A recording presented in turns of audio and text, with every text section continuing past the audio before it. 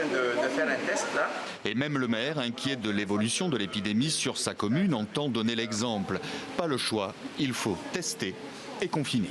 Bien sûr, on est très inquiet parce que, évidemment, nous avons une population très pauvre. 84% de la population vit sous le seuil de pauvreté. Beaucoup de personnes ont voyagé, beaucoup de personnes sont revenues des Comores, de Dubaï, de Nairobi, de La Réunion. Et hélas, en provenance des Comores, elles sont revenues avec un variant sud-africain qui se révèle beaucoup plus contagieux, qui s'est dispersé très très vite sur l'ensemble de l'île à partir de quelques communes au départ. Mais tout aussi contagieuse que le coronavirus, c'est surtout la vague de scepticisme vis-à-vis des vaccins qui inquiète désormais l'Afrique.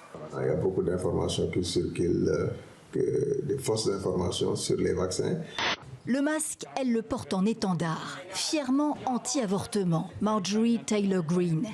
La nouvelle élue républicaine de Géorgie, inconnue à l'international jusqu'ici, a fait la une aux États-Unis cette semaine. Tout juste installée à Washington et déjà appelée à démissionner de toutes parts. Devant l'université d'Agon de Rangoon, professeurs et étudiants ont arboré ce ruban aux couleurs de la Ligue nationale pour la démocratie, le parti d'Aung San Suu Kyi. Comme d'autres fonctionnaires dans plusieurs ministères, ces manifestants pacifiques répondent aux appels à la désobéissance civile.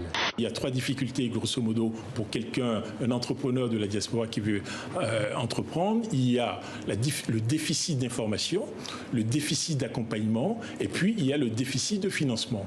On a été attaqué, blessé, et ces cicatrices, je ne sais pas si elles sont, on va dire, suturées encore. Et je pense qu'il y a des ondes de choc, vous savez, comme quand on lance un caillou dans l'eau, je pense qu'il y a plein d'ondes qui s'étalent comme ça dans le temps. Vous étiez parmi ceux qui sont rentrés au Bataclan vendredi? J'y étais, ouais. C'est pour ça que vous êtes ici? Non. Enfin, c'est un peu lié quand même.